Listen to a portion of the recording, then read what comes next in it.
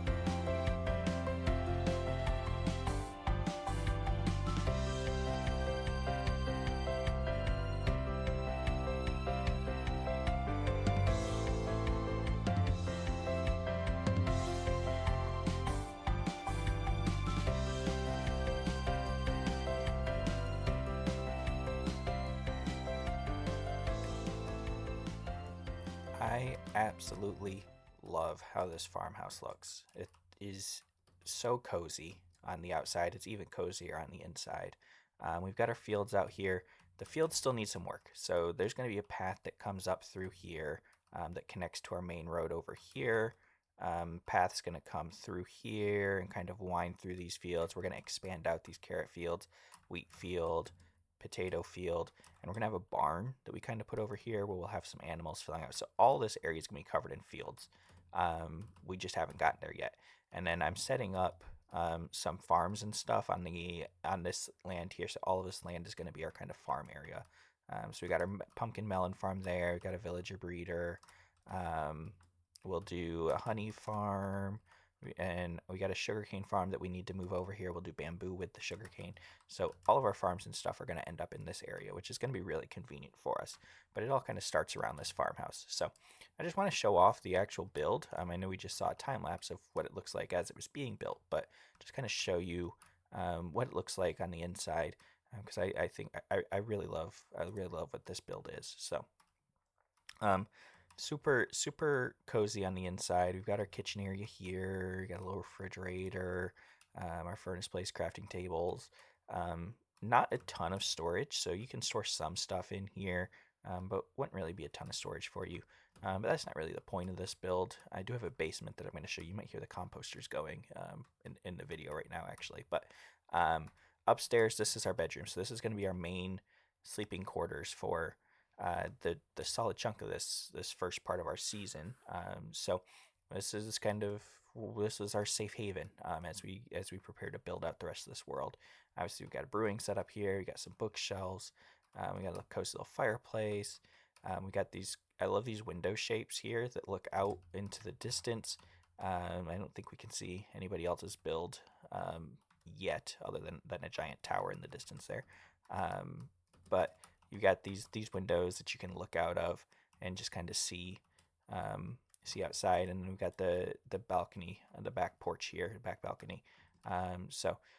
This area back here, the sand area, we're gonna do an archaeology dig site in the future. So I think that'll be really nice to have there. You can kind of come out on your back porch and see. I'm thinking like we have like some kind of fossilized remains kind of sticking out of the ground in that area. Would be really cool to see. This is all going to get terraformed back behind you. You can see how this path just kind of drops off here. So this is going to get terraformed. We're gonna make this look nicer in the back here. But yeah, this is our farmhouse. Love how it has come together. And then we'll just go out the back door here. I will tell you, as I was building this, did run into some issues with zombies liking to break down my doors. So they would come up and pound on these doors and break them down and come in. So I did have some issues with that, but hopefully those are all in the past.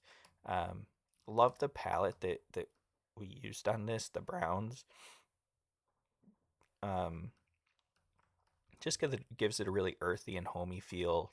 The azalea leaves for the bushes. Everything about this, I love it. So downstairs, we do have a basement in this build. So down here, we have set up our trading area for our farmers. So I'm not going to do this season one giant trading hall. I think what I would prefer to do is kind of just have these kind of areas underneath certain builds or in the attics of certain builds that correlate to their purpose and have our villagers in those areas.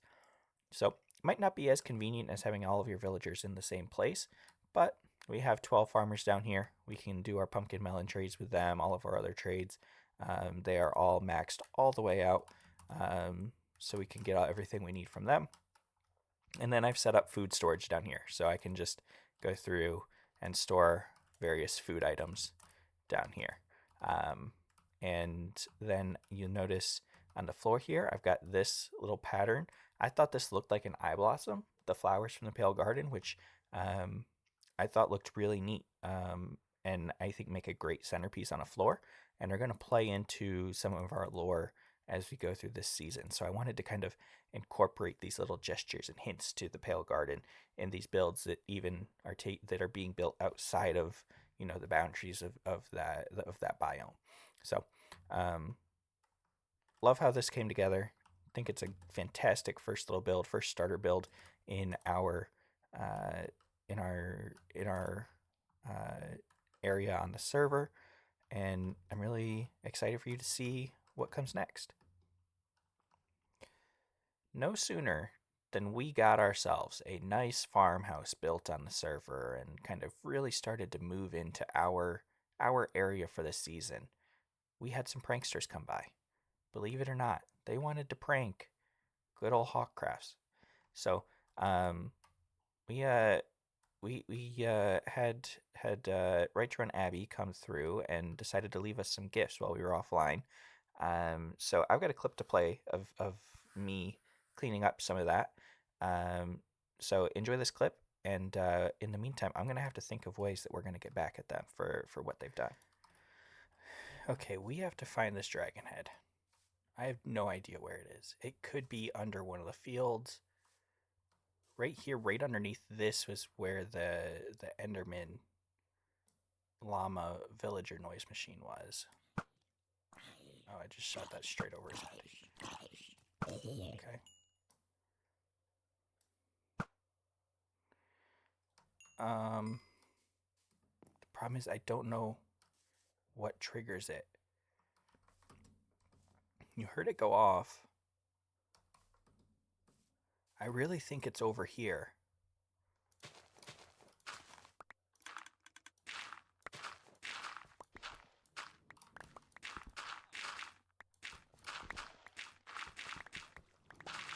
Problem is I could dig these holes forever and not actually find anything,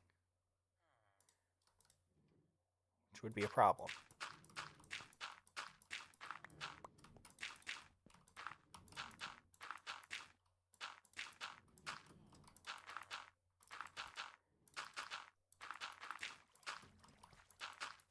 Okay.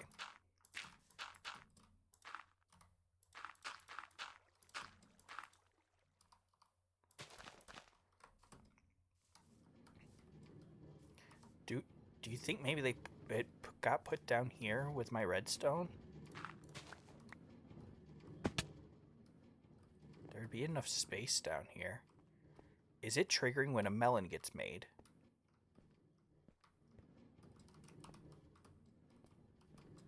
Actually, I don't think so. I don't see anything else down here. Though I don't know. Did I leave this open or did I close it when I was done with it?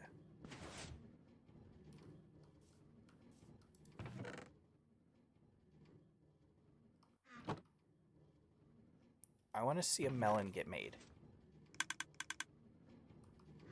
Okay, no dragon. So it's not with the melons.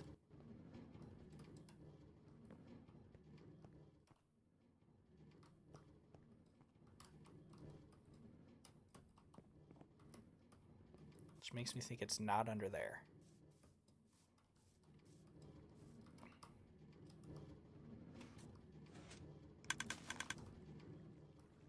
Okay. What is causing it to trigger? It could be just like... The problem is without hearing it, I don't know where it would be.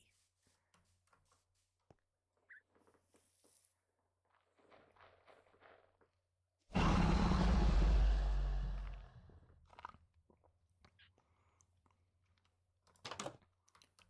don't know what caused that to trigger.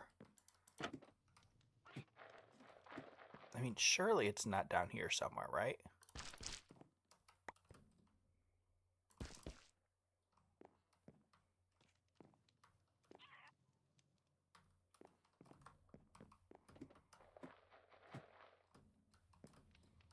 Oops.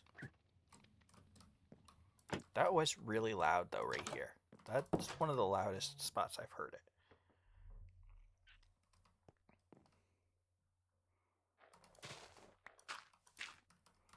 Like, this is where the fish, or not the fish, the llama, could they have double stacked? Could they have done two in roughly the same spot?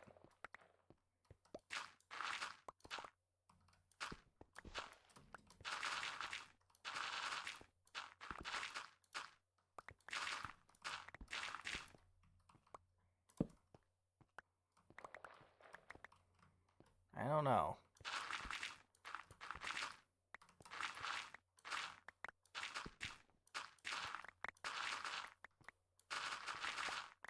Gotta be careful with this shovel too. I'm starting to get to its limits. It's right here. It is right here. It's gotta be.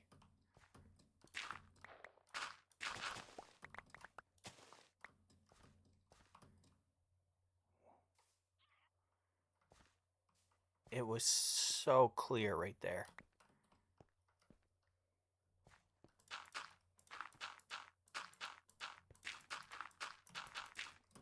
I just want to see what, honestly, I'm more interested in finding it just to see what machine it's hooked up to, what's triggering it.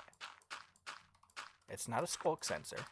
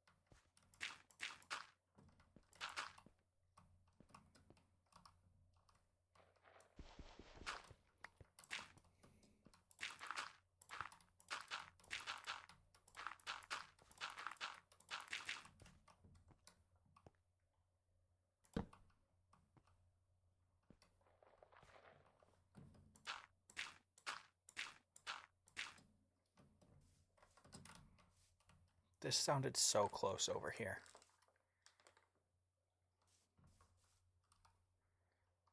Don't know what's triggering it.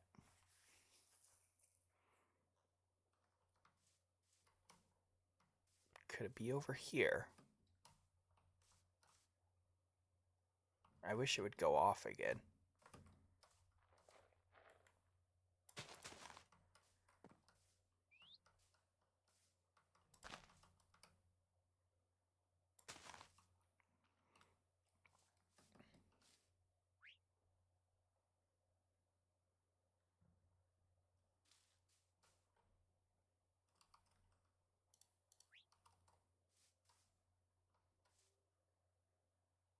I need to go repair my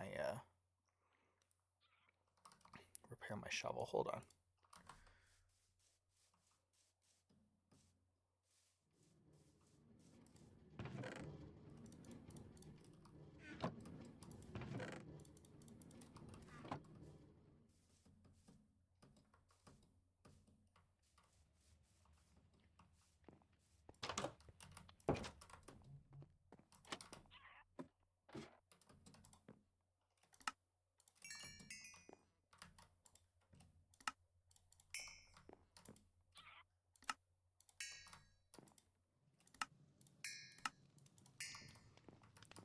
Maybe it's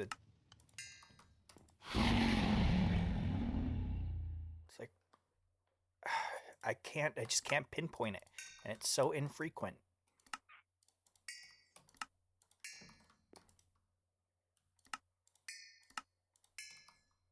Okay, our shovel's fixed. Okay. I don't need to keep going for more emeralds, so we're just going to put these away for now.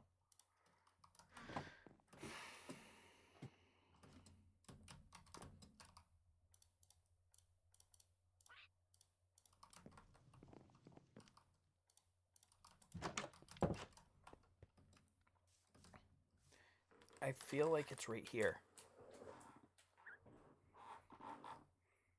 feel like it's under one of these fields.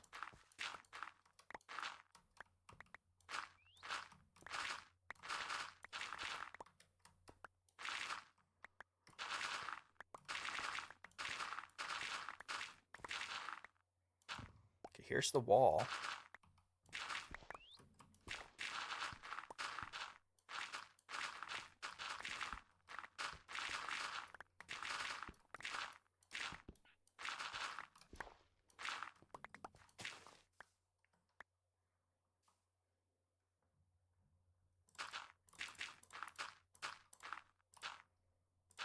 This is where we were before.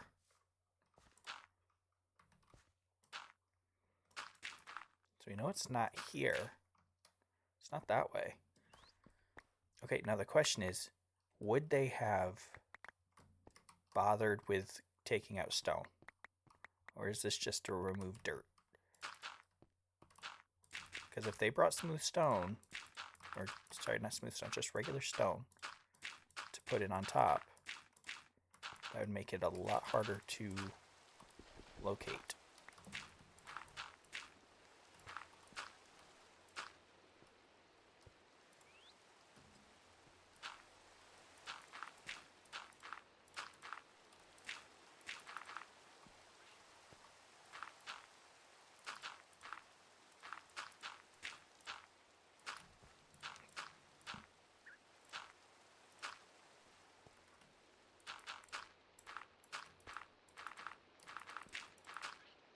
I just can't figure it out.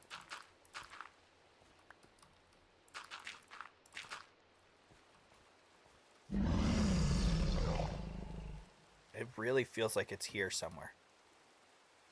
Do I have to go further down? Like, did they put it underneath the villager? Maybe they put it underneath the farmer room.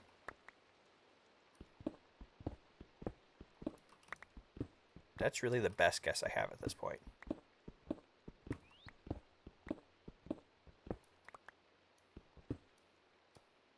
Oh no. Oh no.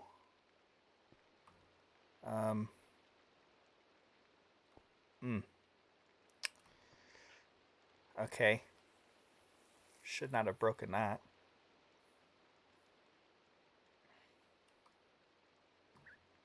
Fortunately, he can't go anywhere, so that's just his spot for right now. Cannot break that one. Oh.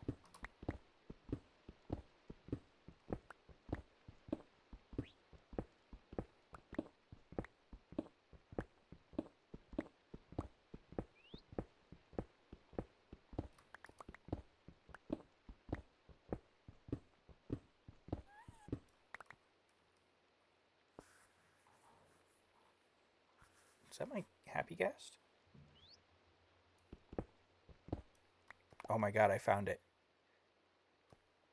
This is devious. This is actually... So it's the same exact setup that the other one had, with the saplings in front of the observers. I've not even heard the magma cube. Or the... I assume this is an armadillo head? The only one I've heard is the dragon head. Oh, this is devious. Okay. And it was buried in regular stone. Yeah, they went straight down from the trading room. Okay.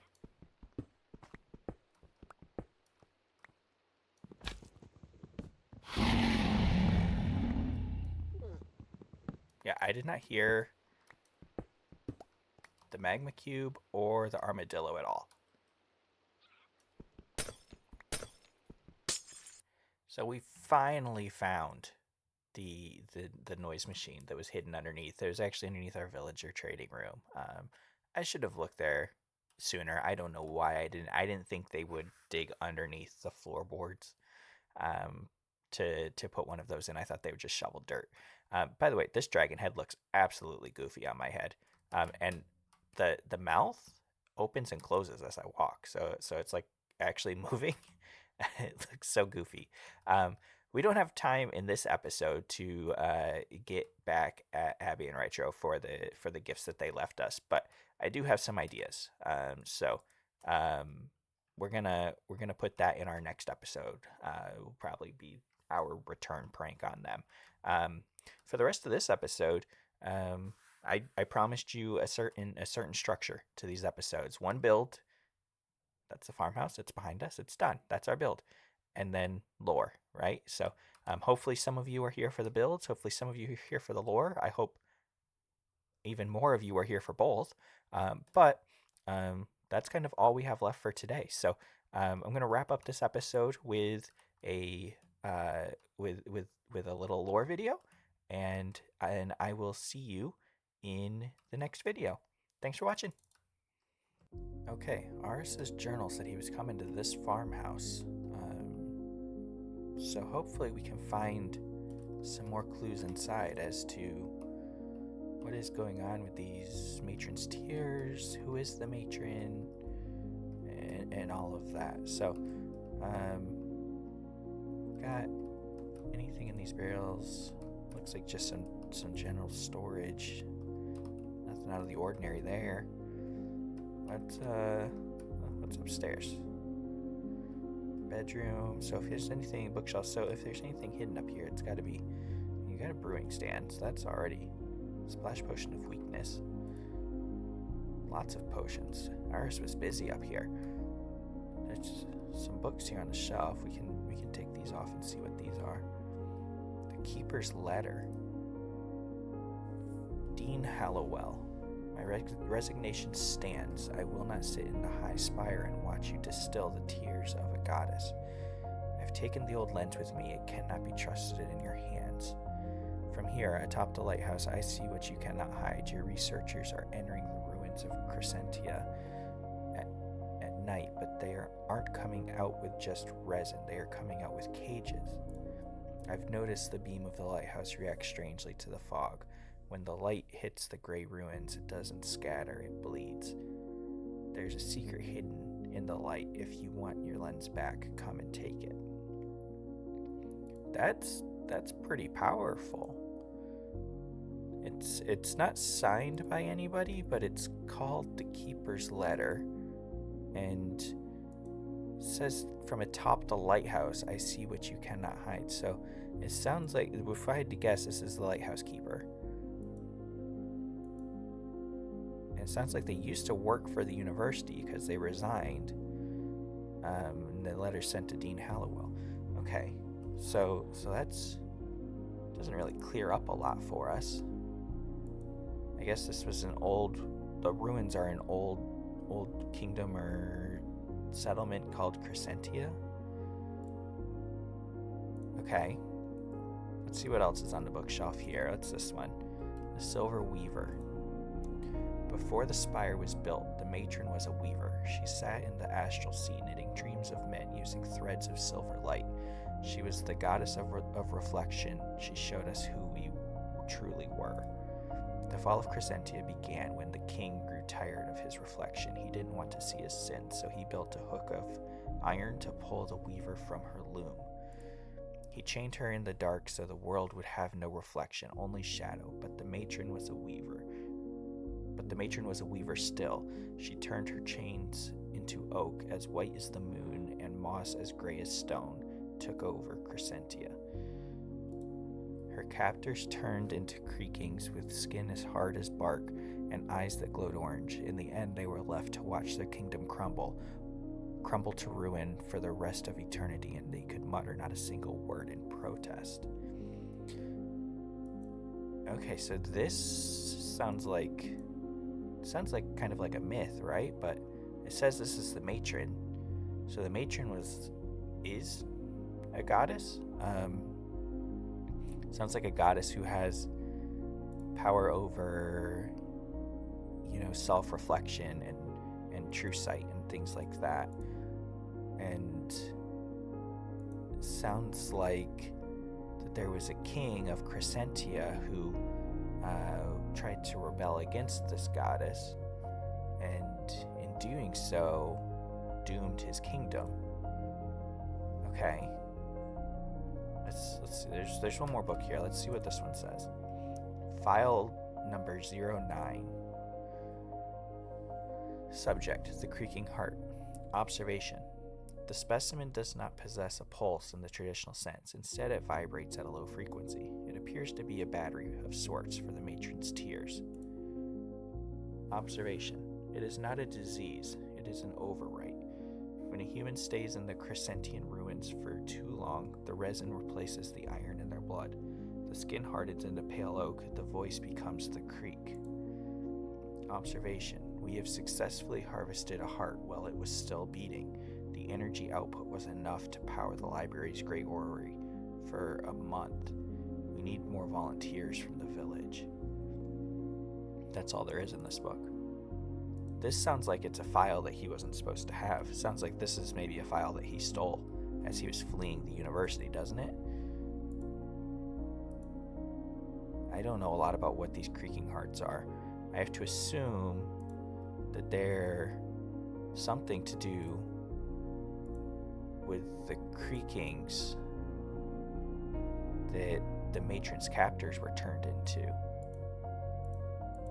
There's still a lot that we have to discover, but we have somewhere to start. I think we know that there's the village off over that direction, and the lighthouse's keeper used to be a professor or a researcher or something at the university and left because he discovered what was going on. So maybe if we go to the lighthouse, we might be able to get more clarity on exactly what was happening or is happening in the Pale Garden, in these ruins of Crescentia. That's where we're gonna have to start. We need to wait for morning to come. I don't think we're in any position to march out into the forest as the sun is getting ready to set. But come morning, we're gonna go over and find this lighthouse and see if there's any clues that have been left behind that might shine some light and onto what these creakings are and what happened to the matron and what the university wants with these matron's tears.